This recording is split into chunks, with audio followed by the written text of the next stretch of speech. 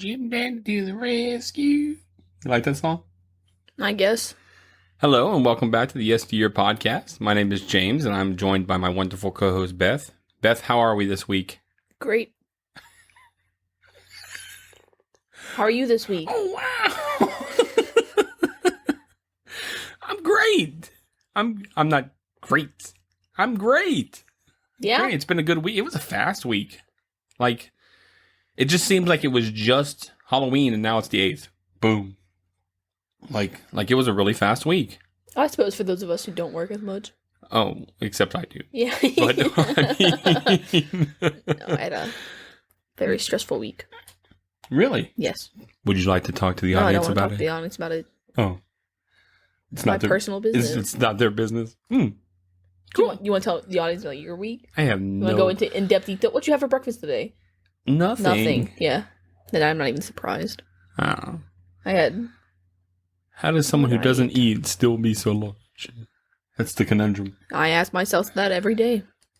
I did tell you about my sweet dream that I had where I really enjoyed running. Like, I was running everywhere, and I was really enjoying running everywhere. Yeah. I don't know. It's weird. And I woke up and I did not enjoy running, and I was really mad at myself. So, if this is your first time joining us here at the Yes to Your podcast, thank you so very much for checking us out. For those of you that are returning listeners, thank you so much for continuing to listen. We're developing quite a listener base, and I believe that has a lot to do with word of mouth from you guys. So, thank you so much for spreading the word. So we have put the spooky season behind us, as I said. That's to bed now, and have decided to kind of come to a 180 with the movies. Not to say we won't do any spooky movies. Oh, no, but we were doing spooky But we were doing season. continuously, yeah. Spooky season. This week we're reviewing Overboard, and I have to tell you, this is one of my favorite movies. This is also one of my favorite movies. Sweet. Yeah, I love this movie. Not only did I watch the heck out of this movie when I was a kid, Same. but I continue to watch it anytime it's on TV. Me too. I agree. I watch this at least twice a year. Yeah? Yeah, really. Like, I'll just get, like, I get this weird, I get, like, really sad. I'm like, And I'm like, I really want to watch, like, romance movies or happy, good family movies. Yeah. And this is a really good mix of that. You think? So, yeah. Yeah. This one always makes me feel better. I think the premise of the film is kind of wrong on a social point of view. Yeah, that's fair. I mean, at no time is it okay to basically kidnap a person to do your bidding. That's It not works okay. out in the end. But, looking past that, this movie is hilarious. Movie's good, The youngest son in the movie also wholeheartedly reminds me of my nephew, Donnie, when he was that age. So I think that adds to my enjoyment of the film. I mean, like, he really looks like him, like he did. So, anyway. I think this is the third Kurt Russell film that we're doing. Yeah, Ever you know what? review? I remembered his name, too. I was in bed last night. I was thinking, I was like, we're going to be watching this movie. He's got the one actor. What's his name? Kurt Russell? You were like, boom, boom. Mm-hmm. Good job. Yeah, we did Big Trouble in Little China, and we did The Thing, and now Overboard. So all three of them have been different genres, which is really cool. It's interesting to see him in all different types of Yeah, things. I think if we were to do another one of his, which I'm sure we will, doing Backdraft would be awesome, because that's like a fourth type of genre of his movie. So I think you would really enjoy it. It's about firemen. So, I know how you love firemen. Yeah, I love firemen. Oh, wait, that's your mother. Never mind. Oh, yes, you do. Oh, and police officers, whatever. So, you've seen this before. It wasn't the first time that you've seen it. So, what was your initial impression of the movie, of what it was going to be like? Preview artwork, all that kind of jazz. Did you watch the trailer? I did. Sweet, so did I. What'd you give the trailer? I'd give it like a 2.5. The trailer kind of not that good. No, I gave it a 3. Did you? Yeah, it was a good way to set the movie up for me. Like as someone who was just like trying to get a feel for what the movie was gonna be. Yeah. But it gives a lot of it away. It So- does. It does. It was kind of just, I don't want to say low budget, but it seemed like a low budget preview. Like, yeah, I don't know. Just I probably watched based on the trailer though. Like I really liked the feel of it, the vibes. So like if nothing else was out and we were going to the movie theater and they were like, "Oh, watch the trailer for this and we'll go see it." And You'd be like, probably, "Oh." yeah. But I wouldn't go based on like the DVD art or the poster art. Where they're just like falling like, Yeah. "Ah." And you'd be like, whatever. That's cool. That's cool. I like that. I don't remember how. I mean, I remember watching the heck out of this. I don't remember. It probably came on HBO, and then I just watched it every time that it was on. It's hard to find it nowadays. They play it. They play it on TV, but they cut the heck out of it. Yeah. Which is really. I actually talk about that here. Coming up, it's really really cut. I was really surprised that it was an almost 2-hour movie. Oh, is it really? Yeah. Oh, it's an hour and 57 minutes, I think. And I was like, wow, I did not realize this movie was that long. It doesn't and feel then, that long. Your mom brought up a good point, which is when it's on TV, even with commercials, it's probably about 2 hours because they cut so many scenes out of the movie. So when you watch it, in your moods, do you watch it like the whole movie? Like, there was no scenes that came up that you were like, I don't remember these scenes. Well, yeah, but I don't remember. I don't watch it on TV. If I'm gonna watch anything, I usually You're pirate watching. it. Okay, so Yeah. cool. So you watch the whole thing. I So watch that's the whole cool. thing. Yeah. Well, sometimes you don't. They just cut scenes out. You know, like the scene when the lady's interviewing like the barge captain. On the trash. That's gone. Oh. That's not in the movie on TV. And the scene when she's dreaming and she's at the party and all the stuff is falling in her eyes and in her mouth and everything like that. Yeah, I always thought that was funny. I like that scene. Not in it. Not in it. Weird, huh? Yeah. So, Overboard is a romantic comedy that was released December 16th, 1987. It's directed by Gary Marshall. You know who Gary Marshall is? No. Okay. That's fine. Do you know who Michelson Joe is? No. No, because it's just random names. Well, Gary Marshall's he's a big director. Wow. Yeah, you don't like the movie Hocus Pocus. No, I don't. But do you know the movie Hocus Pocus? Like if I said the guy that played the devil in Hocus Pocus? No. Huh. I don't know. I've seen that movie maybe once. Half of it once. How about A League of Their Own? Nope. Okay. All right. I don't know directors. I mean, Well, he was also in the movie. he was also an actor? Well, how about this? Do you remember that when they're at the bar and the guy playing the drums? No. Oh. I don't know. I literally I saw him. that movie maybe like... No. In this movie. In Overboard. in this movie? Oh. The little old man that was yes, playing I the do. drum Yes. in the back? That's him. He made a cameo. That's nice. I thought so. I would do that if I was a director. I would too. I'd put myself in scenes. Yeah. Just insert myself. Like that one guy who does he's Stanley. Yeah, he's dead now. Yeah. But Yep, Stanley shows up just in random parts. I always looked forward to that. Yeah, just to see. And it's kind of sad now he's dead. Yeah.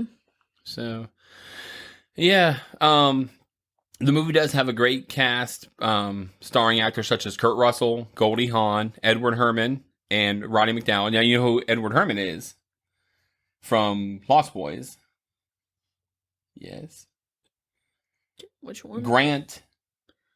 Oh, yes. Yeah. You have to give me, like, the characters' names. I don't know actors' names. I know. And Roddy McDowall was in Fright Night. Right. He was... Oh, this one you know. Okay, cool. Oh, I didn't know the character to say it. Peter Vincent. Yeah. Don't hurt me. I'm trying to... Why you look like you want... got... You look like you want to strike me. I feel strucken.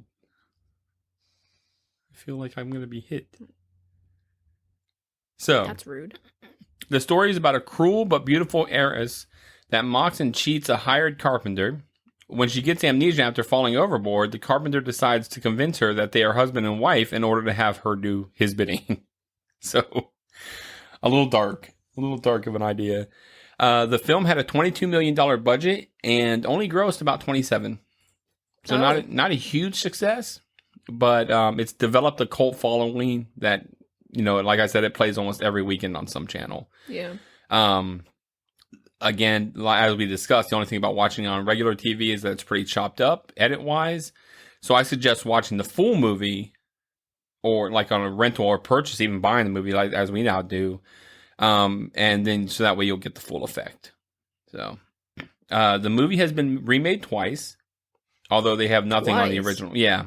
Oh, wow. Yeah, I think like a foreign version of it came out. Mm. And then the one with Anna Faris where they reverse it, where it's a guy. She's the poor person, and I've never, it's a I don't guy. wanna watch that. I have no interest, and I don't think that it did anything of any consequence. Just like most Yeah. remake movies that they decide are a good idea. So the original, though, the one that we're talking about, did have mixed reviews, but as I said, overall, it was a well-liked movie. And I mean, for the time, it has Kurt Russell, Goldie Hawn. I mean, those are two big name stars for the time. If they were in something, for the most part, people were like, "Yeah, I'm going to go see this." Like, if somebody said Chevy Chase, which is the dad from the Vacation movies, Christmas Vacation. Well, whatever. So I don't like Christmas movies. I know you. I don't know what you're talking about. The Christmas Vacation movie with the squirrel, the one that we watch every year, and the squirrels in it. And no, I really don't know what you're talking about. I'm depressed. You watch a lot of TV. I don't watch TV, so a lot of the movies that come on, I don't see. I'm trying to think of another Chevy Chase movie that you would, for the time. Just know for the time, Goldie Hawn, Kurt Russell, big names. It's like the Johnny Depp of my time. Yeah, did you see? I posted it in the group. Did you see about him? There's a log cake. Yeah, I didn't look into it. Yeah, I don't really know the whole thing, but yeah, they're removing him as Grindelwald or whatever, which sucks. Which is really stupid. Yeah. So I mean, you're taking a character and somebody who made that character, and now you're just gonna take them out of it. Can't make any more movies. Nothing. Well, right. I'm sure they will. And they'll replace them, and everybody's going to be like, it's not as good. Yeah, not Johnny Depp. That's stupid. So, which is how I would be. I mean, if somebody passes like the original Dumbledore, you can't really... I really didn't even notice that they changed him out. I still don't know which movie he changed out of. I think 3 is when, I think the original was in 1 and 2. And then in 3, it's the new one. So, which personally, I like the second Dumbledore better than the first Dumbledore. That's just me. I'm sure that I'll get hate mail over that. But you can't help that. That happens. Yeah. And if they're gonna reboot like what they do the Spider-Mans, like I mean you can't have 46-year-old Spider-Man running around as a high schooler. So Tobey Maguire could only do so many Spider. So if they reboot it and they have the new ones. Toby wasn't the best Spider-Man either. He was already kind of old. He was. So, and then they had the other one, who I can't even remember his name, but he was... British kid. Yeah. No, not British kid. That's Tom Holland. I don't mind Tom Holland. I think he's a good Spider-Man. The other one before him, with the where he goes into the subway to find all his dad's stuff. Oh, yeah. But it's the one where he's like, Gwen dies, her like back snaps. Or maybe it's Gwen. It might be the other one. I can't remember. Andrew Garfield, yeah. Yeah. I don't like him that much. I didn't mind him. He looked old. They looked old. I get it. I think if they're going to make a Spider-Man, you start him off being legit. Yeah. 16, 17, or very close to it as possible. I think Tom Holland was 19. It's not bad. No. That's not bad. I've not seen any of those movies. I love those movies. I think they're pretty good. I'm excited for there's one that's coming out that somebody actually the Andrew Garfield one, the villain in that one with the Electro dude. Yeah. He's gonna come back. He's coming back with the other one, but they're doing a Spider-Verse with it because he accidentally leaked it and said that they were doing the like with Miles Morales, which I love. You know that I love that movie. Yeah.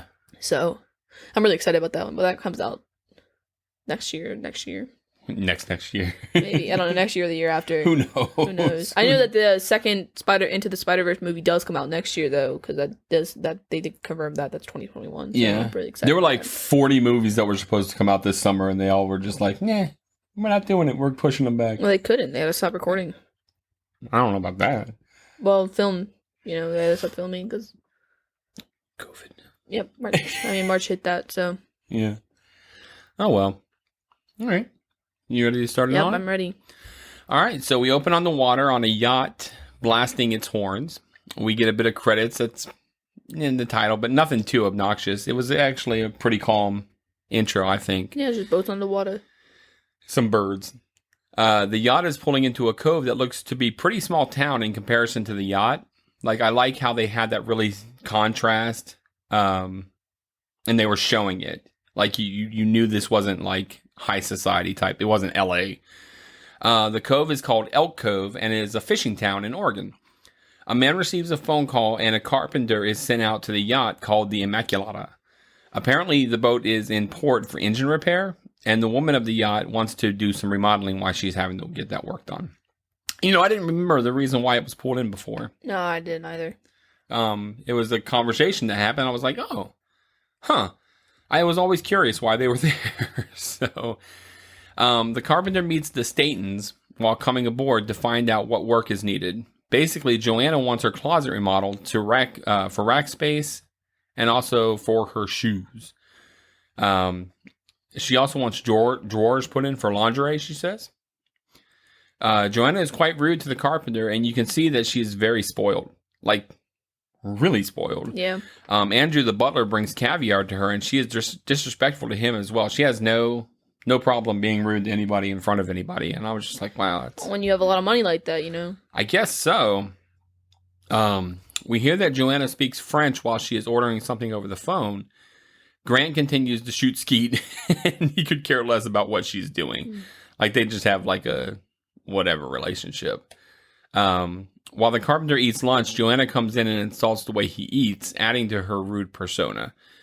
Joanna continues to complain about the carpenter and the area while she gets her nails done. She has her jewelry off due to the nail job, and that's important. I never knew that either. I've watched this movie so many times, and I never really thought about her having her jewelry off because she's getting her nails done. Yeah. There were a lot of things about this movie, like little subtle details that I really like that you miss a lot of times. They're like short, just like one-liners that are really funny that catch you off guard. Like when she was like, the gnats are landing on my wet nails. Yeah, I got a little gnat walk around with corpses. I mean, stuff like that. It just makes me laugh. Yeah, it's one of the things about this movie is that the dialogue, and apparently Gary Marshall, the director, let them go. A lot of the improv. Dialogue is improv. Yeah, wow. Yeah, which I appreciate. I do too. It feels a lot more natural that way. I understand why you don't necessarily let it happen because you're paying for every single inch of reel that's filming, and if somebody's improving and taking it out of character, whatever. But at the same time, like you said, it makes that character feel more organic. And, her complaining about little carcasses on her nails feels real to me. Yeah. I mean, this is somebody who's going to complain about things like that. And it's like, ugh, you're the worst, man. So Joanna comes in to check on the job, and she finds that the carpenter used oak instead of cedar and is displeased. They argue back and forth about the job, and the carpenter states that he can redo the job, but it will double his estimate. Joanna says she's not paying for his mistake and that he is fired. So he says, fine, pay me, and I'll leave. Joanna refuses to pay him, and when he gets aggressive, she backs up thinking he's going to attack her. She's like, don't touch me. He's like, yeah, whatever. Yeah. He laughs that off and says just to pay him after giving her a ration about being bored, but she pushes him overboard and then throws his tools into the water with him, which sucks. Because that's his livelihood. I mean, literally, it's not just the $600 anymore that she owes him. It's also, now you just wrecked all my tools. A bunch of tools, the wooden box, all of it. That box wasn't supposed to float, apparently. Oh. Yeah, but it did. So they filmed that. So, yeah, apparently it was supposed to sink. She yells at him that she is not bored and that she is very happy. We then see the carpenter sitting talking to Billy about how he lost all of his tools and really needs work. They also discuss something about a miniature golf course job. So that's kind of like foreshadowing, I guess you'd say. We then see Joanna talking on the phone to her mother about the situation and what happened and how it is still bothering her. The carpenter is returning home, and we find that his name is Dean Prophet. The principal's at the house to welcome them to the area, and she's been toilet papered by the kids. I like that his last name was Prophet, and he's poor. Yes. I like that, too. She is the principal, basically dogs the heck out of the kids, saying they're terrible and lacking in parental supervision. She asked about the mom, and we learned that she died several years back. She then threatens Dean with contacting the proper authorities if he doesn't do something about the kid's behavior. Now, it may just be me, but the principal actually dogging the kids out like that? I mean, she really goes off about how horrible they are, which, I mean, they are, but still, I would think as a principal, you would have some type of couth about how you talk about somebody's kids. The kids try to light her on fire. They try to douse her in gas. Right? They said that would be. I don't care who you are. I'm telling you, your kids are the devil. You just try to light me on fire.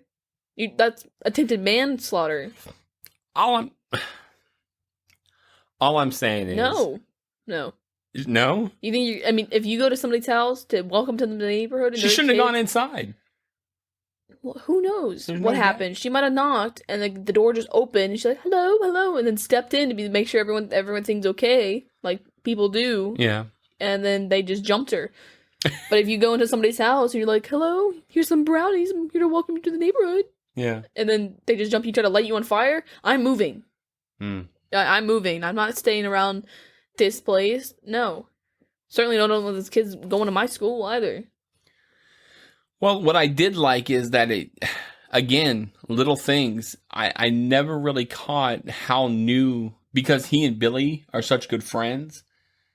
I didn't think about the fact that they're brand new to the area, and that like I never really thought about it. I always knew it, but I didn't really think about it. It made me think that like he left to try and do better in life, and then his wife died. And then he was like, well, I have nowhere else to go. I need to come home. And so he came back. Yeah. That's why. And because he came back, because he knew Billy. So right. And that's, yeah. To get work and such. To get work. Layers. Onions, man. Yeah, I mean, that's what I figured. It was probably a couple years. And, I mean, I was always curious about how many years it was. I don't know if he said... He said his wife died 3 years back. He said 3. Yeah. He did give an exact. Okay. I couldn't remember if it was 2 or 3. I knew it was a couple. But the kids clearly have been without a mom for a while. Yeah. And then I was like, yeah, all right. So, yeah, they moved to this area. They're brand new. He knows Billy. Billy got him work. And here he's going to go do this work on this thing with his tools. And he gets assaulted and thrown in water. And all his tools are washed away. So, anyway.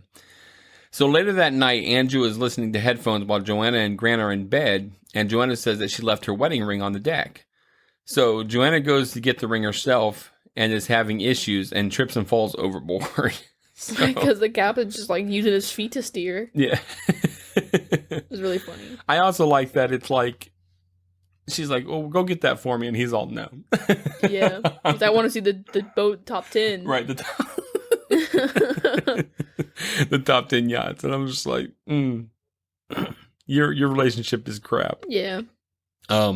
She yells out, but Grant just turns up the volume on the TV, and Andrew cannot hear her because he's got the headphones on, and apparently nobody else is paying any attention. So the next morning, the news is reported about a mysterious woman that was picked up by a garbage scow. The first news reporter meets with the captain of the garbage scow that discusses how they found the woman.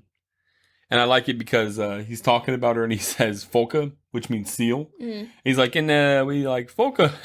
Like, you can't say that on the radio, on the TV. And he's like, no, I mean seal. And then he starts singing, which I really liked that part. It really makes me laugh, and it always makes me sad when it's on TV and it gets cut off. Then the reporter goes to meet with the woman who just insults her wig and cannot remember her name. Yeah, that was awful. Because she was like, oh, what an ugly wig. And then she's all like, she can't say anything else. The woman's just... Yeah, she really... I mean, I'd be sad too. You just called me out in front of a bunch of people. Yeah, I was just like, oh no. Get that mic out of my face. Oh, what an ugly wig. Yeah. And like, that's... The TV and the radio are like owned by the family. Like, that's his wife. Yeah. Right. Like, we just call her out, and she's all, oh, the mystery woman. We are then in the hospital where the doctors are telling Joanna that her amnesia is temporary, but there is nothing they can really do to help her. Grant shows up to see about claiming her, but when he sees her yelling and screaming, he lies and says he doesn't know her. Which... Fair. It's pretty bad, though. It is bad. Pretty horrible human being. I'm like, you're just horrible human beings. Okay. So... Rich people. So we know who you are. Yeah. So then they move Joanna to the psychiatric ward to keep everyone safe. They say, oh, we're going to move you somewhere for everyone's safety. We find Dean working on a bowling alley, and he sees the report about Joanna on the news and freaks out. He tells Billy about her and then says he has a plan. Billy realizes that Dean has a bad idea, but he can't stop him. And I liked... I listened in the background that he's like, go pick up the boys. I got to go talk to the boys. Or does he say he's going to go talk to the boys? Or does he tell Billy to go grab the boys and go to the Salvation Army? I can't remember. Either way, I know that that's what happens, he says, because later when she's trying on the clothes. Right, they're like, you just said get dressed. You just said get dressed. Yeah. She didn't specify. And I'm just like, I don't know, man. It's funny. So Dean goes to the hospital to collect Joanna, and the cops and doctors are all too happy to get rid of her. They're talking about putting up the reward for her. I like I like the background of the ward here, because you got the people doing such, and he's sitting there waiting for them to bring her out. Yeah. Next to the guy who's just eating the checkers. And there's a guy in the background like watching him do it and just shaking his head. and then she comes out and she looks at him and she's just like, eat your checkers. So you're like, oh, she's been here for a while then. That's literally my next line was about the guy. I love the guy who's sitting there eating it. Like he jumps. He's just sitting there watching him play. He just jumps it and eats it. Yeah. He's just sitting there. Why everybody's just. Yeah, everyone's just shaking their head. Joanna, who Dean calls Annie, has no memory of Dean, of course, but the doctors say that she has amnesia and probably won't remember him. She grills him about her life, and he makes up all kinds of crap. On the fly, though. So yeah, it was she's pretty like, good. what's my whole name? She's like, Mrs. Annie Prophet. She's like, my maiden name's like Humphrey? Gully. Yeah, Gully. She's like, where was I born? Dog Pat. The doctor and cop do in fact agree that they will need some kind of proof before they can let him take her. So from where she was half naked on the yacht, he tells them about a birthmark that she has high on her left, like almost back. And she finds in fact that she does have it. So they allow her to take her home. And he makes her ride in the back of the truck, which is great. Did you see she's wearing like a garbage scow outfit? I like that she was like had her mouth and she's like, I just ate a bug. Yep. He's like, well, keep your mouth shut. Yeah. All kinds of things flying around out here. She calls Dean Mr., which I thought was funny. She's like, Mr. And asks more questions, but he just gives more lies, which she disagrees with. I mean, like, he just... the lies that he comes up and nothing is good. No. Everything sucks. Dean gets her to the house, which is in squalor, and she's sick-faced at it when she sees it. Dean says they have only been there a couple weeks, and that is an upgrade from the last place. Like the other place was a real dump. Yeah. Dean shows her around the house and then introduces her to the boys, which completely overwhelms Joanna, who I'm going to call Annie from now. In fact, when we get to the end, I'm going to go back and forth depending on the situation between Annie and Joanna. But you'll know she's the same person. Annie ends up passing out from the shock and then tries on dresses that the boys got from the Salvation Army. And they're all kinds of wrong size. Dean even makes up another lie about Annie being short and fat due to one of the dresses being large and short. He's like, well, you walked with a hunch because you had a bad back. And you were really fat too. And she's like, was I short? She's like, let's put it aside. At first, this dress is a rag. Yeah. And then just it's 8 sizes too small. Oh, man. It's just because her face is... It's just a huge little... Like, it looks like a curtain. It did look like a curtain. So then Dean introduces the kids to her again, and she remembers none of them, obviously. Yeah, and he's like, okay, what's his name? You remember him. And she's like, Roy. And his face is so angry. He gets so upset. He's like, bruh, really? Yep. Roy. After that, I think it's really hard for me to like think of him as Travis. I always go Roy. Yep. And then she keeps calling him Roy, and he's like, it wasn't me, Dad, it was Roy. Oh, it's just good. So first he introduces the twins, Charlie and Greg, and then Travis, who she calls Roy. I don't think I ever noticed that they were twins. Yeah. Obviously fraternal. Yeah. Not identical. Finally, little Joey, who talks like Pee Wee Herman, which is awesome to me. Dean goes on about more of Annie's history, such as her parents. He tells her that her mother was a lush that died of cirrhosis of the liver, and that her father is in prison. Yeah, she's just like, oh my gosh. He's like, it just gets worse. She's like, my mother's dead? She's like, I like that. She seemed genuinely upset by that, which makes me think, like somewhere in her character, she was trying to be like, oh, because she loves her mother. Right. Actually. So she was like, my mother's dead? Right. So it's kind of more of an emotional memory. Yeah. They did have Annie attempt to cook dinner, which is like a raw chicken. Gosh. What an ugly chicken, too. It didn't even look like a chicken. It looked like a goose. She's in there trying to fold it into the pan and put the lid on it. You see, like, the carrots were just like whole carrots, too. It wasn't even good. The stove wasn't on. Were potatoes supposed to be crunchy? The mashed potatoes. Yeah, I'm like, there's no way I would have this lady cooking me. I'm not going to eat it. No. She can sit there and mess around trying to cook it all night, but I'm not eating this. No. She has absolutely no idea what she's doing, which is funny. She goes to light the burner and burns herself, and the twins spray her down with the fire extinguishers to put her out. Like, good reaction time, guys. Yeah, because he goes, they'll go get the medicine, and they come back and they just start spraying her up. So they finish their crappy dinner, and Dean says how he's going out to meet the boys at the bowling alley for some beers. Dean is telling Billy about how Annie can work off what she owes him in about a month. Dean sprinkles himself with alcohol and goes home acting drunk to mess with Annie, which was funny. Then he kicks her out of the bedroom and tells her she has to sleep on the couch because of her bad back. Right, because the bed's too soft. Yeah. Thunder sounds and the dogs attack Annie looking for security, which was funny to me because she's all, yeah. And they're just like jumping on her and everything like that. Later that night, Annie has a dream about being at a party with rich people and is awoken by Dean spritzing water on her face. Did you notice that the guy she was dancing with towards the end kind of looked like him? Kind of looked like him. Yeah.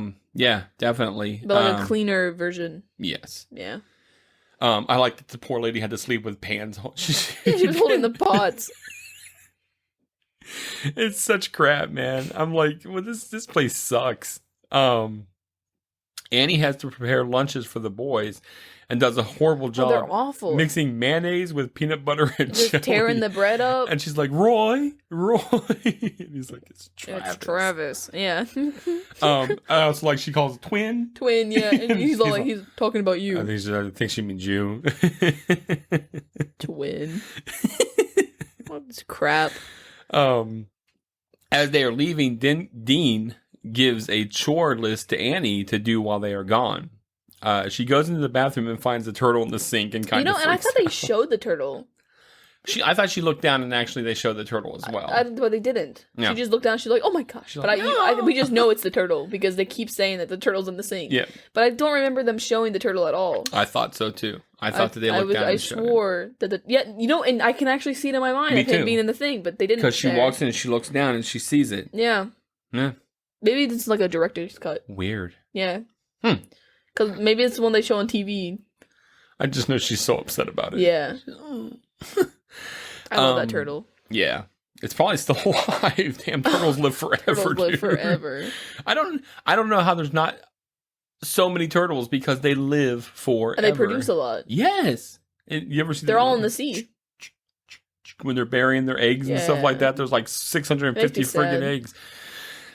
It's freaky, man. Yeah. We then get a great montage of Annie doing chores around the house and just having a heck of a time. This seems to go on for some time as they have scenes of the boys like demanding dinner and also out in town with her. And I thought that was nice, but they're actually spending time one-on-one with just the boys, though. Yeah. It's kind of just, like, setting it up more. Yep. Did you know turtles were, like, dinosaurs? No, I did not. Yeah, they're, like, broken. No. They're, like, dinosaurs. Huh. That's what they look like. Like, snapping turtles and such. They got, like... Or, like, the really, really crazy-looking turtles. I don't like the snake neck turtles, where their necks are, like, Yeah. 5 foot long. I like watching turtles eat. There's a guy who, like, feeds them, like, cactuses and strawberries, and they're all like... Yum, yum, yum, yum. And they come to him real fast, like, they're... I want a garden turtle. I wouldn't mind having one, but I just... They would hate it here, though. Yeah, It's too the small. weather would not be good. It's not enough space. It's not desert either. Yeah. They like desert. And then the responsibility of it, like Yeah. years, You gotta look after the decades. It's a generational It's turtle. a generational like turtle. 500 years they live up to. Right. I'm not gonna be around that long. Right. I know I'm not going to make it that long. So who's going to take care of this stinking turtle? Yeah. You know? It's gonna have vengeance. Vengeance. It's gonna be angry turtle. Cause you know it's already old. It's already old turtle. Yeah, it's going to sit. This is, who's getting me? You better have a backyard. Better wipe my butt. I'm not doing that. You know turtles need like bathing. You gotta like spray them down. Really? Yeah, you gotta wash them.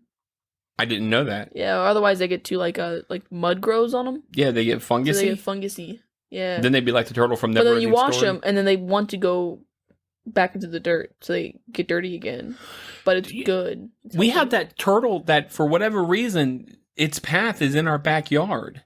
And it keeps, now it's been twice now that sneaking thing's been back there, and I've had to move it out, and it just looks angry at me when I move it, and I'm like, I'm sorry, bro, but you've got to stop coming through my backyard. My dog is not, he just picks it up and puts it in his mouth. He doesn't hurt it.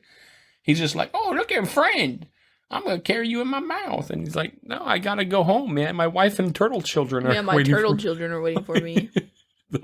And that's not that excuse. Maybe once that excuse, but twice that excuse isn't going to fly with your turtle wife. No. The dog got picked you me, again, yeah. right? He's like, yeah, the guy sat me up like Gosh. 15 feet from where I was at. Now I don't even know where I'm at. I have to get turned around, try and figure out where I'm Oh at. gosh. Poor I turtle. bet his house is like behind the shed. Probably. That's where he finds them. Yeah. That's where the dead squirrels were too. Oh jeez. Yeah, well, one of them The turtle was. did it. He's murderous. Yeah. He's like, I gotta have a better excuse than that dog. It's like, oh, a turtle fell out. Should I bring home the bacon? Oh my gosh. Squirrel. They're cannibal. No. I mean, not cannibal turtles. They're meat-eating turtles. Carnivore turtles is what I meant. Carnivore turtles. Yeah. Cannibal turtles. That's sad. Yeah, things are getting rough out there in the turtle world. So, anyway, then we find Annie sitting catatonic on this, and the boys throwing food at her face. Right after trying to do all the chores, she gets all broken up. Which I never noticed that she was doing the bum, bum, bum, bum, because of the saw machine. She gets it from that. Yeah, it makes because she's all, yeah, so yep. she goes, bah, bah, bah, bah, Yep. bah. Yeah. The boys tell about how she's like been like this for a while, and she was going ba ba ba ba ba ba ba, and then she goes ba ba ba ba ba. Yeah. When Dean asks her how like, she's, what's for dinner? yeah. He's all like, what's for dinner? And she's like, ba ba ba ba ba ba. And Joey's all happy about it. Yeah. So Dean decides to carry her out and throw her into the barrel filled with water. Oh, that's so funny. I always thought it was full of pickles. That would be a weird thing to have on your front porch. It would be A barrel full of pickles. But also, why do you have a barrel full of water? Rainwater. I don't know. Why do they have a... I don't know. So, would you rather want rainwater or pickles? Pickles, man. Yeah. Because I can eat them. Yep. Can't eat rainwater. I know. So, later that night, Dean is working on something to do with the miniature golf course, and Annie demands some type of memorabilia. She has a brief memory of Dean in the closet from the yacht, but it's not enough to bring her entire memory back. He takes the pictures from the hospital of Annie to Billy to have him doctor them up. So basically, some old school Photoshop. You know, it was really sad to me because the pictures he used too is his wife. Yes. And I thought about that. And he just doesn't even care. It's just like, yeah, here you are. Like, he's not even like a little sad. Right. You got 4 kids. You must have been with this woman for a long time. She died only 3 years ago. Now you're using her pictures to seduce another woman. Yeah, so that's pretty messed up. But the pictures that are made are really bad quality because Annie's face is so angry and grumpy because they're from the hospital. Right. So she's all like, why am I so angry in all my pictures? And he's like, yeah, your dad showed up drunk. And he's like, here's you when he was like, here's you before you lost a weight. It was his wife pregnant. Yes, I know. I'm so crap. Clearly pregnant. Here's one of you with it before you lost all the weight. He is, and she's all like, yeah, clearly pregnant. So, I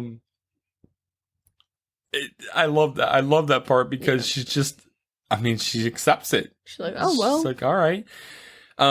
So she's satisfied and no longer questions her station in life. So she's like, this is just.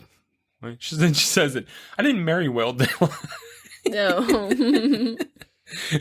But I mean, again, just all the little things that happen, that the little one-liners that he answers her, are just hilarious. Meanwhile, Grant is down on the yacht in L.A. dancing with a bunch of starlets to Foodie Klein. Annie's mom calls, but Grant tells Andrew to lie and say that they're not there. So then Dean has Annie rubbing his feet while he and Billy are watching football. I'm like, that's garbage, but okay. Yeah, well. He orders her around like a slave, and the kids play a prank on her, gluing her hands to a plate.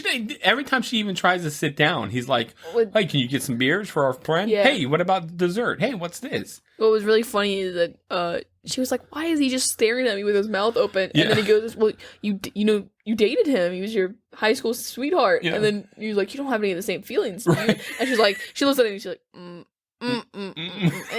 I can hear it. Yeah. Yes. That is one of the best parts. That's so all, good. He's just staring at him. But it's that's important to note because later on when they're playing volleyball, yes, she brings it up again. She's like, so when did we date, Billy? Yep. And he's all like, what? And he throws the volleyball at his head. Yeah. So Joey walks up and squirts her with chocolate sauce, which basically tips her over the edge. Yeah, really put icing on the top of it. So she brings them the chocolate cream pie as they requested, and then she sprays them all down with the hose, which, that's a mess. Even when I was a kid, I was all like, oh my gosh, that's a mess. Oh yeah, you're going to put water all over the furniture and everything? All over everything. That's fine, whatever. But, I mean, not like the houses. Yeah, right. You probably helped that house out some doing that. Because she was like, why do I feel like I'm walking down? And he's like, yeah, because the house has a slant. You remember. Yeah. The kids chase her down and tackle her. So it's a fun situation. But I didn't realize something about that. That's how they end up with the poison oak. Because they all go out there and roll around. Yeah. And I was like, oh yeah, that's right. So the next morning, she gets the boys up for school, and while at school, they get yelled at for not wanting to take a test due to being really itchy. So what's really cool is if you note their room, the one has like the sheets come up off of him. Yeah. And that's the inventor twin. Yep. And it's really important to note that because I always said it was the dad. Like the dad was carpentering things around and building it himself. But it was the kid who was doing it. Yeah. And it's really cool. See, and I thought that the cool thing about that is that that's kind of like a genetic thing because the dad coming up with all the different ways of how to do the mini golf course. Using household appliances and such like that for the ball to go the right way and all this kind of stuff. And I think I'm like, oh, that's really neat that this kid is that in genius. So, right, yeah.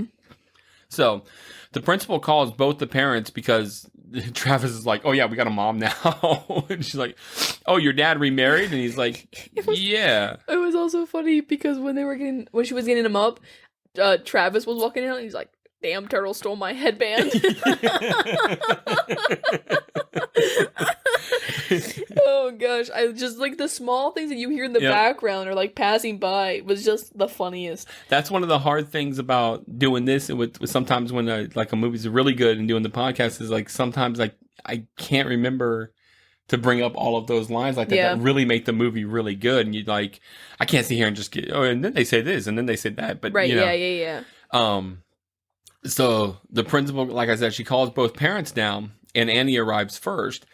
she has a conversation about the boys not wanting to take the placement test. And while the principal is going on and on about that and talking to another teacher that comes in, Annie discovers that they have poison oak. So she gives the principal the business and takes the kids. And I like that Travis. Oh, she should have. Yeah, she told her. Dad never did that. Yeah. Yeah. Dean was there to listen, but he doesn't get involved. He just listens to it. So I kind of liked that he actually let her take care of it, and that she did. Might give my regards to whatever Heimlich and whatever. Yeah, for the test. So later that night, Annie is putting lotion on the boys. When she asks Joey to read, we find that he can't.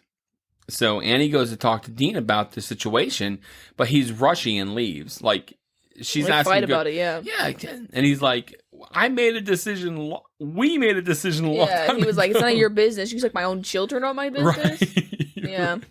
But I like that she started to show... Like, she was like, well, this is my life. Right. These are my kids now. I'm gonna make it better. Hey, if this is my life, so be it.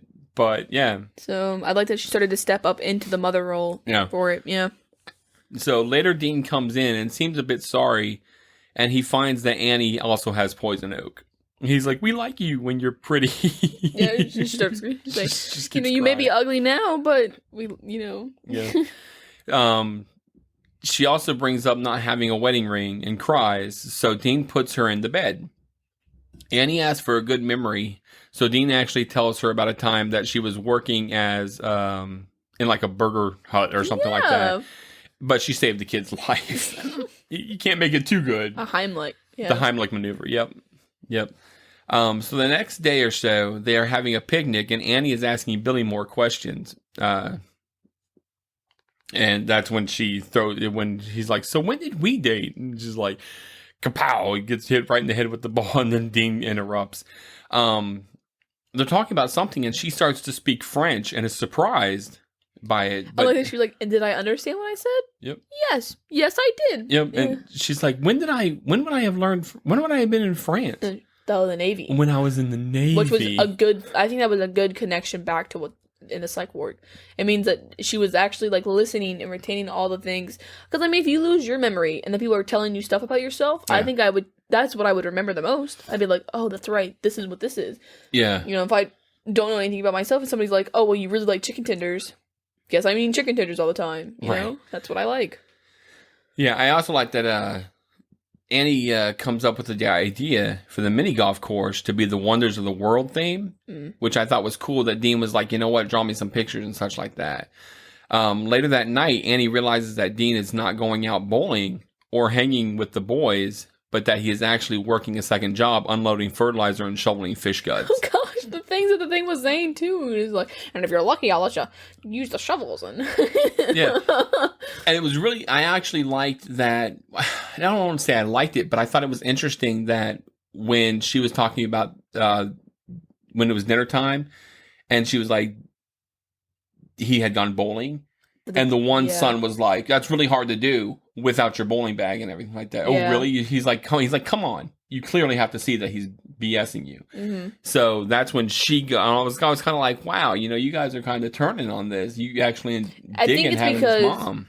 When she starts showing more of the authority and like a good structure, the kids crave structure. Yeah. They crave boundaries and, I think it's fun, how they've been living, pretty much ruleless. But at a certain point, I mean, like they were saying, the teacher makes fun of the one kid for not being able to read. Right. And so when she comes in there, she's all like, oh, I'll teach you how to do this. I'll show you how to do important stuff. Yeah. Then they're like, this is great. This is what we need around. Yeah. So, I mean, to be as close as they were. He even says that. Yeah. He says, I need discipline. Roy does. Travis. Right. Travis. Yep. Yeah. Yep. So I thought that was good to show that. Yeah. So... it made me wonder, like, if it'd gone through, and because, like, later on she's like, maybe I want a divorce. If the kids would have settled with her. They probably would have. Yeah. So then we find that Dean and Billy are meeting with the investors in regards to the mini golf course. They present the idea with pictures that Annie drew, which I thought was really cool. Yeah. They do get the money from the investors to build the mini golf course and start to do so with another sweet little montage, which you know me and montages. Yeah, man. no, I got enjoyed 2 the in this movie, montage. and I'm like, sweet. Dean is also talking with Billy about coming clean about who Annie is, being really Right. Joanna. After he realizes that this is at the point where I think they start to fall in love with each other. Yeah, It's very because nice. he's actually dealing with, and you kind of saw that when he put her in the bed. Yes. He kind of looked down at her and then was kind of like, no, and and he went off. And I was like, oh, okay. Yeah. I little things I see. Later we see that Annie is working on reading with Joey, and he asks if she's going to leave because he's like, sometimes moms leave, and she says she's not going anywhere. She's really sad. So he gives her the necklace made out of macaroni. And I love that. And I love that so much because I didn't notice, but later on when she's leaving, She's wearing it. she grabs it. She grabs it to make sure that she's wearing it. Yep. Because she tells him, "I'll never take it off." Yep. I love that. Dean comes home to a normalish life where the house is no longer in chaos. Like, he walks in and everybody's doing something. Like, he's Yeah. like, oh, I got the lead. It's Tiny Tim. The one kid's reading. He's I got an A in English. He's like, I'm flunking math. He's like, Poor oh, Travis. I guess we'll have to work on that. Poor Travis. Oh, gosh. He tries to tell her about what is going on, but can't bring himself to do it. So he lies again, saying that he forgot her birthday. So he takes her out to celebrate and dance and tells her of a story about a fisherman and a girl who drowned at sea named Arturo and Katerina.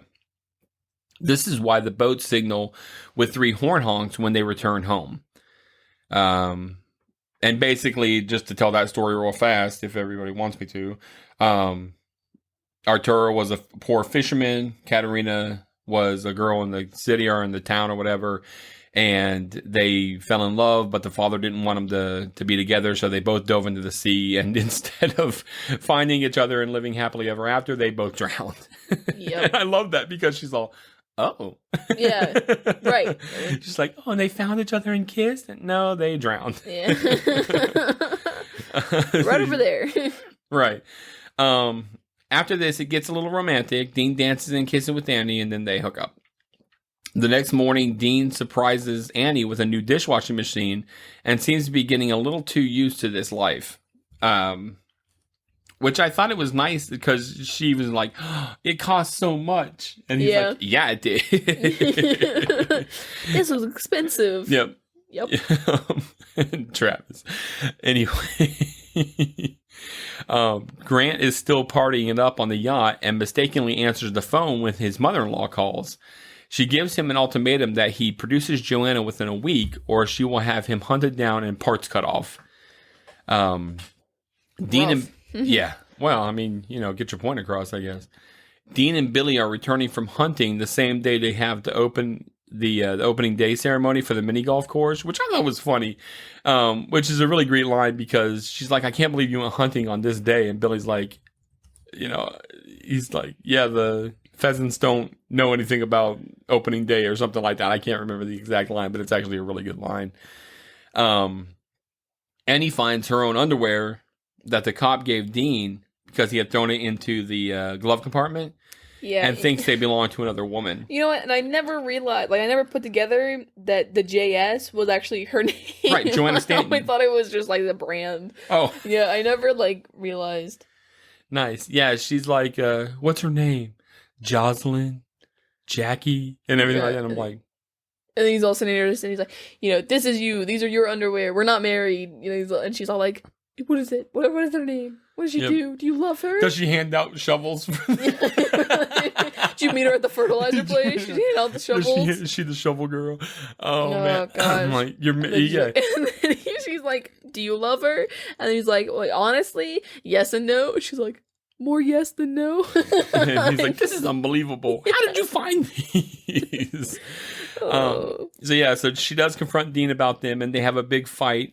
Dean comes clean and tells her that they're hers. He's like, yeah, they're yours and you're Joanna Stanton, and there you go. And the kids won't tell her that she isn't their mother because they want to keep her. She doesn't believe Dean and goes to talk to Billy about it. And Billy claims the underwear belonged to him. And she's like, I don't mean I'll wear them. Because she steps back a second. She's like, Mm.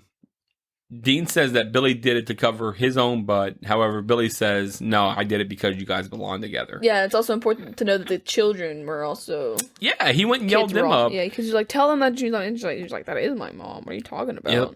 Yeah, they're like, we want to keep her, man. And he's like, we can't keep her. It's not right. And they're like, that didn't stop you. Yeah. And then he's like, well, would you rather be with her than me? And they're just silent face. He's all, oh. I need discipline. Right. She doesn't take any of my crap. I need discipline. So they're at the mini golf course because basically they get over it because Billy, I'm glad you're bad, Billy Pratt or whatever his name is, taking the heat. So Joanna's just like, or Annie's just like, whatever, we're forget the whole thing. Here these. She must have multiple phones. I thought that was funny too. Yeah, because these are expensive. It was important to know that she noticed that they were expensive too, because it's like that like memory kind of thing. Right. Back.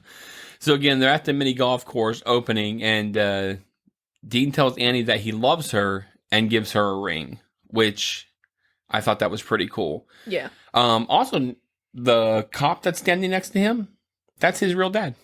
Oh. Yeah, he had him just make a little cameo appearance in there. That's really nice. His real dad. Meanwhile, Grant locates where Dean lives in Elk Cove and comes to get Joanna. When Annie sees Grant, she instantly recognizes him and says, "Hi, Grant." Just need to put these in water. Yep.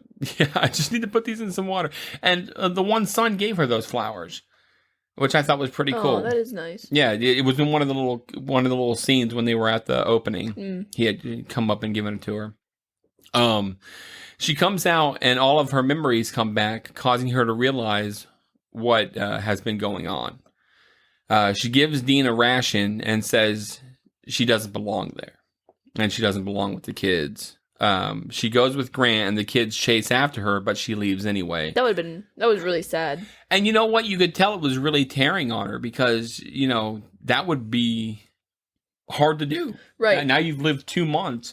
And it's good. I'm glad that her mom gave a time frame, because I was always curious about how long, because Dean had said he figured in about a month it would be for her to pay it off its time. And then they have enough time to where they can set up the whole golf course thing. So I'm like, about what time frame is it? And she says, I've been calling for 2 months and I have whatever. So I was like, okay. So it's been 2 months. Cool. Very cool. Thank you. Thank you, storyteller, for giving us that information. One more week and then... But I feel like that would have been really hard to leave. Like, because, this life that you've been living, that you didn't remember, but you said that they said it was true, is a lie. Right. But now you have actual feelings for this guy and these kids. And you're like, these are, what do I do here? And she's like, well, I don't belong here. I need to go back. And then she gets in the car and she's leaving. And you have the kids surrounding her being like, you said moms don't leave. Yeah. You said you weren't going to go. And then, it's just horrible. She's like closing her ears over. Yeah, it's really sad. I like that he also brought Olaf. When Travis is all, I think we can take Olaf. Oh, yeah. Yeah. So now Joanna is back on the yacht with Grant, her mother, and a psychiatrist, Dr. Corman. She is back in her rich life, but she has been changed by the experience. She's no longer acting like a spoiled brat, and her mother and Grant are not pleased about it as well. Yeah, definitely humbled. She's gonna feed people and she's gonna feed them. It's crazy. I was hungry. Yeah, that's fascinating. That's fascinating. I was hungry.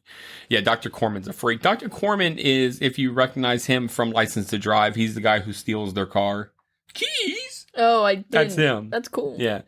Dr. Corman is actually really funny in this movie. Yeah, I agree. Joanna gets up and serves food, and her mother is less than pleased. That same night, Dean makes SpaghettiOs surprise. Yeah, uncooked SpaghettiOs and like crackers on top. Yeah, just mushed. And then goes over to eat. And Billy goes over to eat. And it's all like, SpaghettiO surprise. Ew, cold SpaghettiOs and crushed crackers. He just throws it in there, just chop, and then that's it. And Billy's all SpaghettiO surprise. And I was all, ew, yuck. The boys want to go after Annie, but Dean says it's impossible and that she's gone.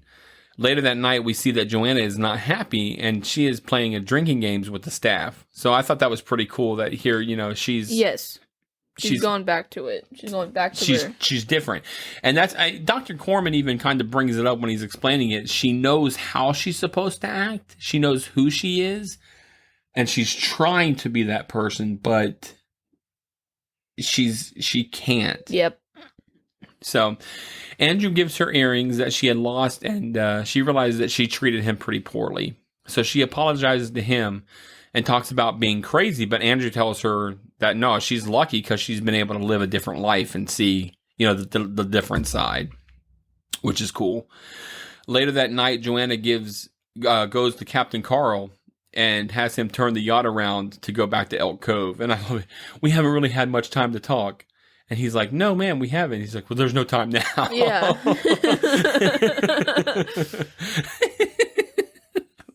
Captain Carl, we've never really had time to talk. No. Well, there's no time now. It was funny because after her whole, heart-to-heart with Andrew. Yeah. So, and then she goes to the captain and she's like, there's no time. Yeah. I'm sorry, but there's no time. Yeah.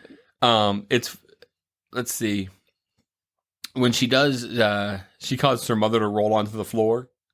Her mother falls out of the bed twice, actually. The first time when she turns the boat too hard and she rolls off. The dog starts barking. Yeah. The next morning when Grant gets up, he realizes what has happened and he confronts Joanna about it. Grant says he is taking over and turns the yacht around again. And meanwhile, Dean decides to go after Joanna. He says that Billy's Coast Guard's friends are going to help them. So Joanna tells Grant that she doesn't love him anymore. And what's love got to do with marriage? Yeah. So, yeah. Just it's kind of like icing on the cake with their terrible relationship. Yeah. And she finds out that Grant left her there in the psych ward because he slips. He's like, she should have just left you in that psych ward. And he's like, whoa, hold up a second. How'd you know about that? And then Grant basically has a nervous breakdown and Dr. Corman comes to help. He's like, he's like, jacket? You have a straight jacket on board? He's like, I always have one. He's like, here, why don't you take some of my value? I'm just like, you're not a good doctor. No. And she's like, go back to New York. And he's all, thank you. Really? Anyway, just funny. I'm going to say secondary characters. I think they're oscillatory characters or whatever whatever the word is. Like when she's talking to her mom earlier in the movie. And he's like, don't force the food down the dog's throat. Place it on her tongue. Place it on her tongue. Don't they have dogs in Sweden? Sweden. Yeah. The lady's all, but you place it on her tongue. Place it on her tongue. No. Anyway. Love to be that dog. Yeah. On my tongue, please. Place on my tongue. So Joanna stops the boat, causing the mom to fall onto the floor again off the bed.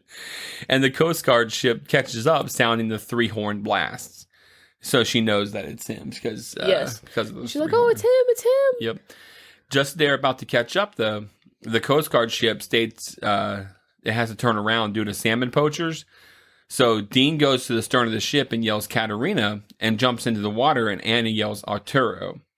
And after getting a life jacket from Andrew, jumps into the water as well, which I thought was nice. Yes. I said, okay. Very cute. Very cute. I like that a lot. Yep. Grant is about to shoot her with an arrow, but Andrew kicks him in the butt into the water. Dean and Annie meet in the water and kiss, which is a better outcome than drowning. They're rescued by the Coast Guard ship, and Grant is rescued by the yacht.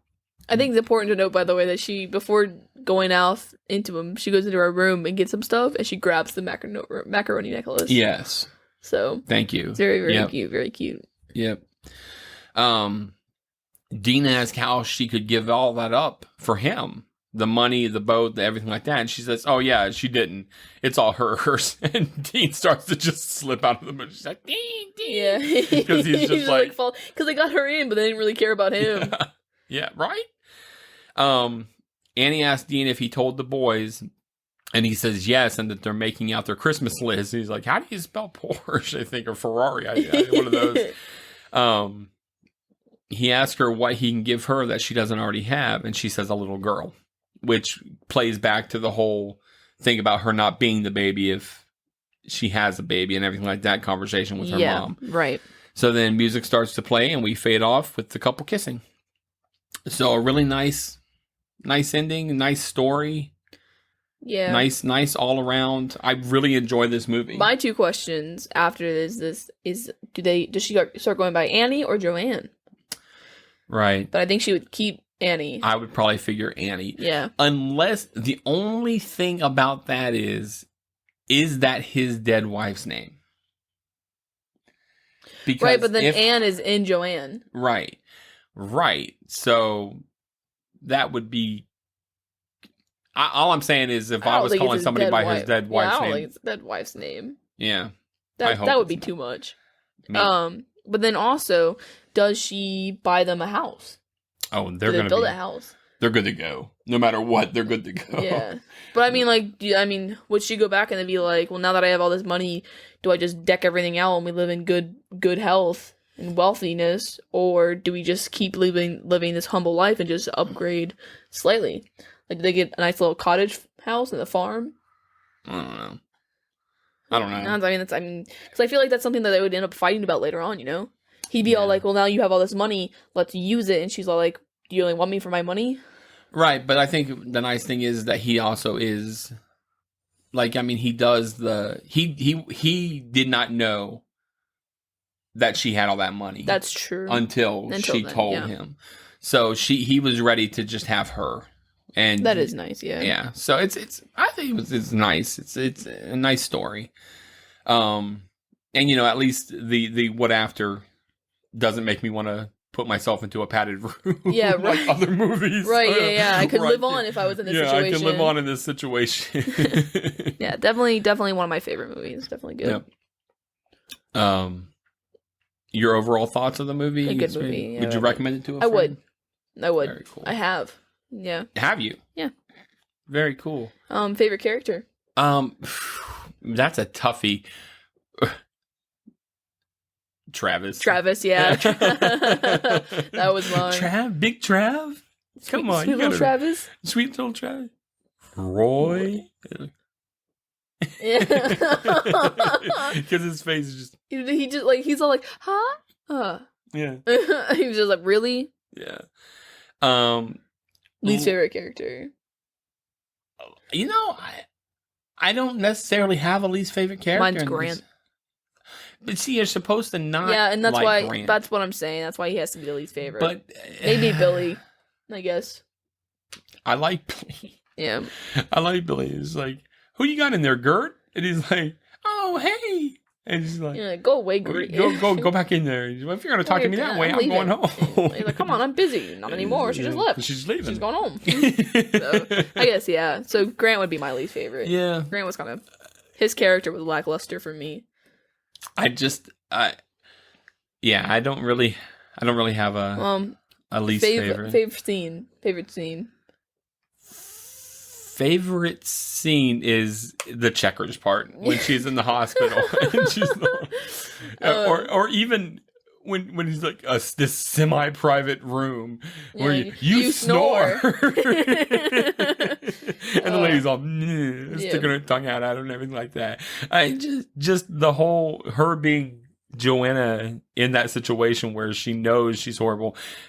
Yeah, I mean that and him telling her anytime that he's telling her a background of her life is alive and well and due for parole in 5 to 6 years. It's just like, oh God, no, my mother's lush, my dad's it just. I just appreciate the movie. I appreciate it for the dialogue. It doesn't assume itself. No, it's just a good, fun movie. My favorite scene is Any with the turtle because we're always so funny. When, turtle took my headband. Turtle took my headband. Turtle took my headband. Yeah. What did you rate the movie? I'm gonna give it a 4.75. And so it's not quite a 5 for me. But it's better than a 4.5 for me, so 4.75. I gave it a 5. Holy cow. Yeah, this is one of my favorite movies. Holy I watched it cow. all the time. This is really good. A 5 from Beth. That is madness. I don't think it's the first. It is the first. No, it's not. You tell me what other movie it is. What'd you give The Thing? Oh, hold on, I gotta... All right. Yeah, I gave Beetlejuice a 5 out of 5. Oh, okay. The Thing. Yeah, well, I thought you I would. can't remember what I gave The Thing. I gave The Thing a 4 out of 5. 4 out of. Wow, I thought you would have given it a 4.5 out of 5, or a 5. Yeah, I love this movie. This is one of my all-time favorite movies. It's good. I mean, it always. I teared up at the end. Really? It pulls right in my heartstrings. That's so nice. Because it's funny, and then it's also got that like sad, and then she gets the macaroni, and I'm like, the macaroni.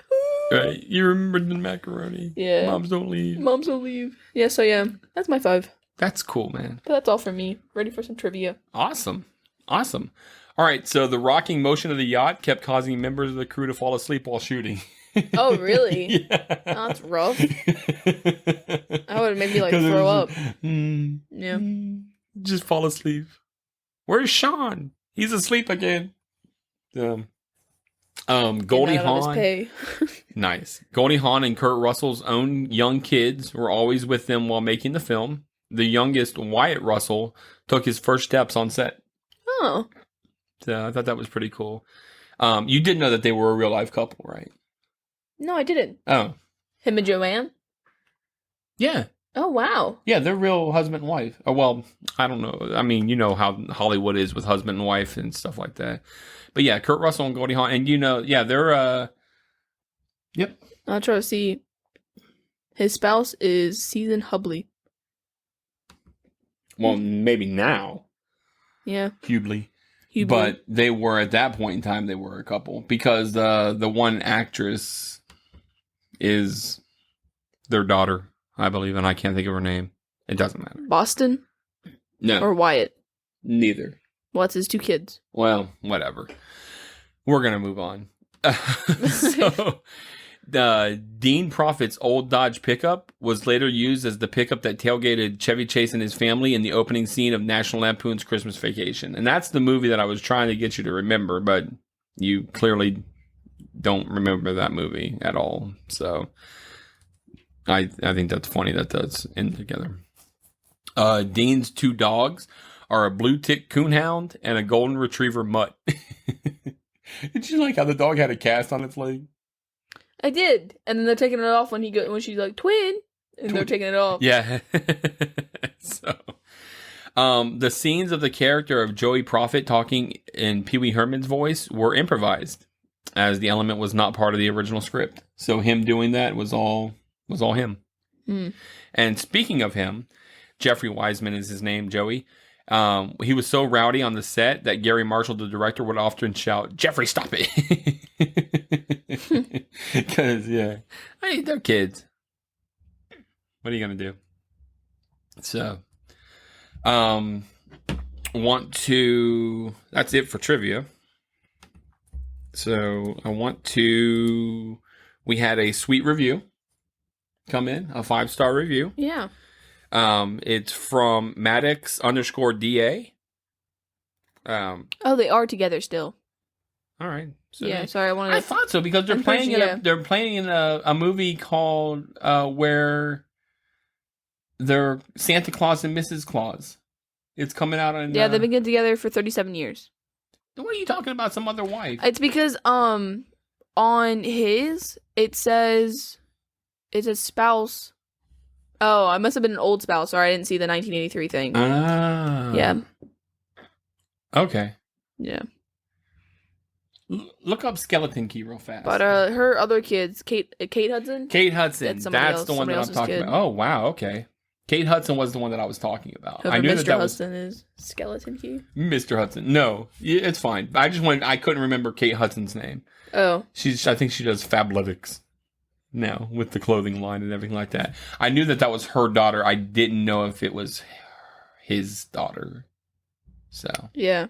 Anyway, is this the guy? This is the trash guy who was in the scene, but isn't he one from? He's in everything. He's from Pretty Woman. Pretty Woman. Yeah, he's in all that her movies. But this guy, his face, I see it, and I'm like, oh no. Yep. Yeah, I noticed that tonight. I was like, oh, that's him.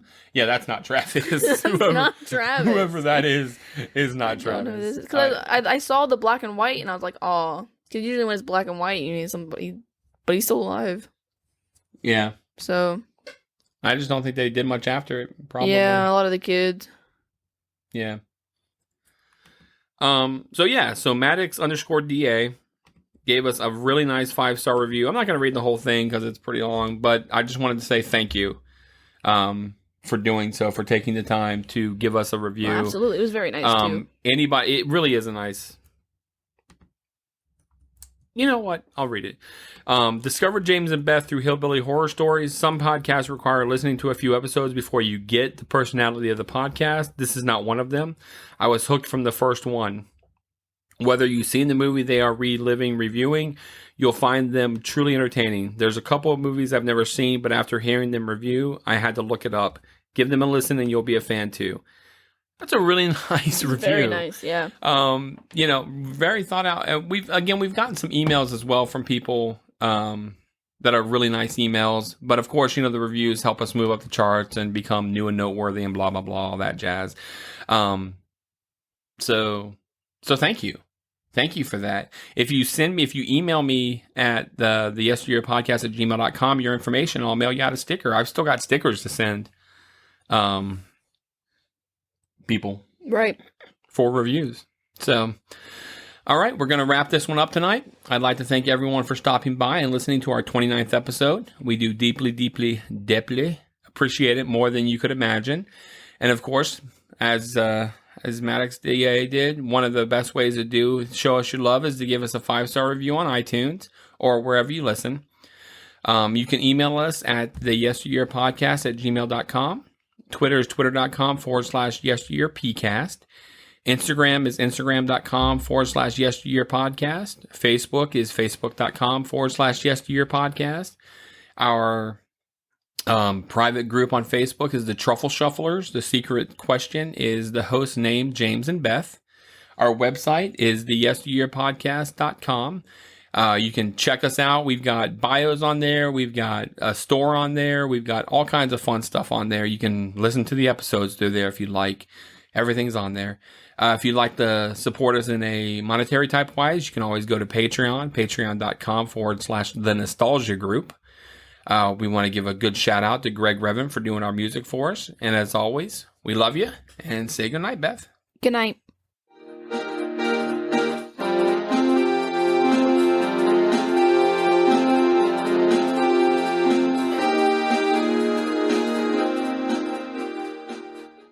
You've been listening to a Fourth Hand Joint.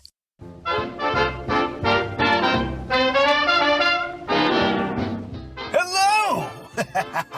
This is Dr. Boris Orlock, the host of the Happy Horror Coffee Break Old Time Horror Radio Show podcast. What is a podcast? I don't know. But I do know every other week, I, along with my happy robot assistant here, Bite me. not a butler, Garth Garfunkel. Why, hello. And the heavily depressed, demon-possessed Teddy Bear, Crappy. I did some bad stuff in my life. Take on a slew of comedian, author, musician, and whatever else guests and ask them the questions that nobody cares about.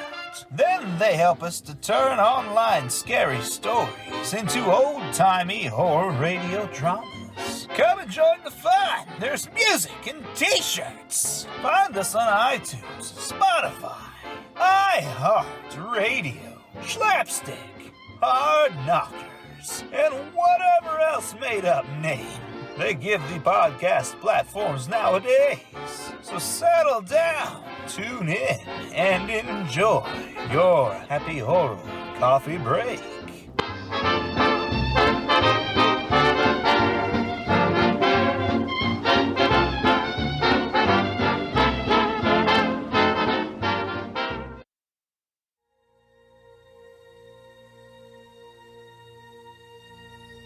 Space, the final frontier. These are the voyages of the waste vessel, the Black Swirl. Its ongoing mission to explore strange news stories, to seek out new laughs and new absurdity, to boldly go where no sci-fi podcast has gone before. Welcome to Close Encounters of the Slurred Kind.